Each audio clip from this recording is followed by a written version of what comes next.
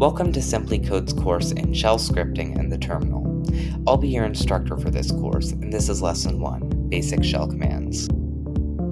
In this lesson, we will cover getting around the terminal, modifying files within the terminal, and common packages you might find in your day-to-day terminal use.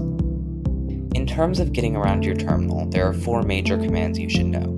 The first one is cd, which stands for change directory, and it changes your directory. It can be used beginning with a dot to indicate your current directory, 2 dots to indicate the directory above yours on the tree, a slash to indicate an absolute file path, or a tilde to indicate your home folder. When I say tree in this course, I'm referring to your file tree. ls lists the contents of your current directory. There are a couple of common options that you may end up using, most notably -a and -l. -a shows all of the files in the directory, including hidden ones, and -l displays the output in an information-packed list. Next up is cat, which stands for concatenate. Using it on just one file will output its contents in plain text to the terminal, but you can also use it to append or concatenate files to one another.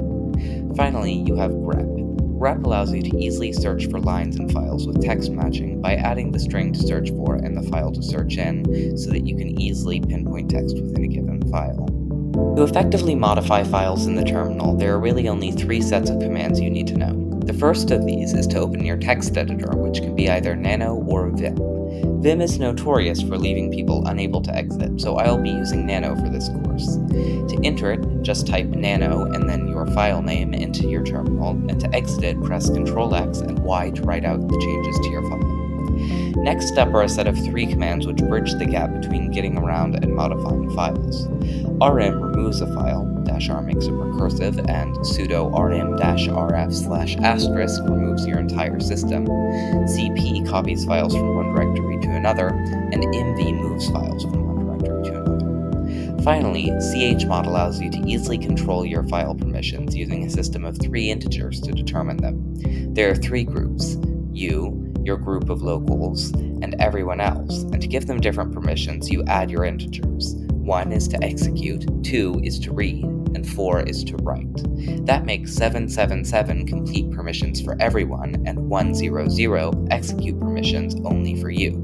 Our last section for this lesson concerns commands found in commonly pre-installed system packages. Because those of you on Linux already don't need this course, I won't cover package managers in depth, but there are other neat package commands. First of all is man. This incredibly useful command will show you what a given command is, what it does, how to use it, and its associated options, just like an owner's manual. This means, for example, that the command man will give you all of the options and what the command man does. Next up is git, which is the most common source control program. The git command is incredibly versatile, handling source control on local projects and allowing one to pull from online repositories like GitHub. Similarly online is the curl command, which allows you to grab a page from the internet with its URL.